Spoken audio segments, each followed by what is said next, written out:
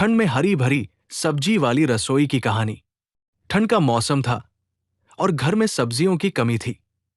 अनाया ने सोचा कि क्यों ना अपने बगीचे में कुछ हरी भरी सब्जियां उगाई जाएं। उसने अपने पति रोहन की मदद से बगीचे में कुछ बीज बोए और उनकी देखभाल करने लगी। वो हर दिन सुबह और शाम बगीचे में जाती और पौधों को पानी देती।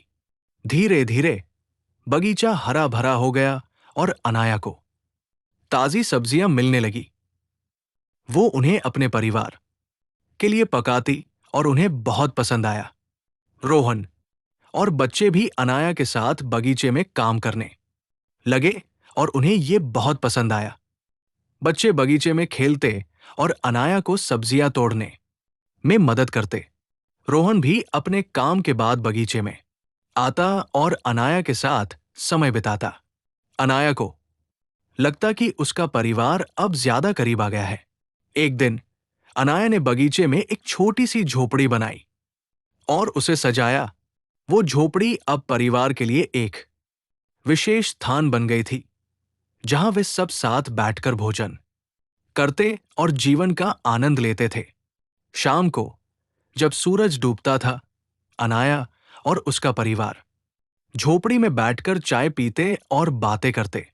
अनाया को लगता कि ये समय उसके जीवन का सबसे अच्छा समय है। एक दिन अनाया ने सोचा कि क्यों न वह अपने परिवार के लिए एक विशेष भोजन तैयार करे। उसने अपने बगीचे से ताजी सब्जियां चुनी और उन्हें पकाने लगी। उसने अपने परिवार के लिए एक स्वादिष्ट भोजन तैयार किया और वे सब साथ बैठकर भोजन करने लगे। भोजन के दौरान अनाया ने अपने परिवार से बात की और उन्हें अपने दिन के बारे में बताया।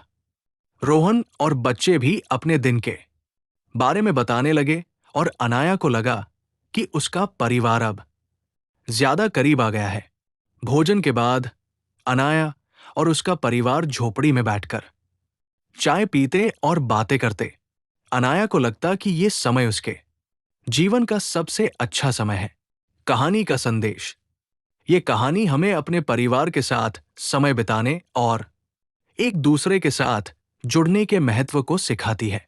ये हमें अपने आसपास की प्रकृति का सम्मान करने और उसका आनंद लेने के लिए प्रेरित करती है। ये कहानी हमें ये भी सिखाती है कि कैसे हम अपने परिवार के लिए कुछ विशेष कर सकते हैं और उन्हें खुश रख सकते हैं। कुछ प्रेरणादायक पंक्तियां। प्रकृति हमें सब कुछ देती है, बस हमें उसका सम्मान करना होता है। परिवार के साथ बिताया गया समय सबसे अनमोल होता है। जीवन का आनंद लेने के लिए हमें अपने आसपास की छोटी छोटी चीजों का आनंद लेना होता है। कहानी का निष्कर्ष। अनाया की कहानी हमें सिखाती है कि जीवन में छोटी छोटी चीजों का आनंद लेना और अपने परिवार के साथ समय बिताना कितना महत्वपूर्ण है।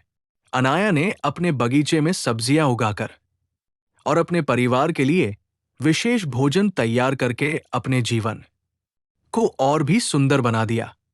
उसकी कहानी हमें प्रेरित करती है कि हम भी अपने जीवन में छोटी छोटी चीजों का आनंद लें और अपने परिवार के साथ समय बिताएं।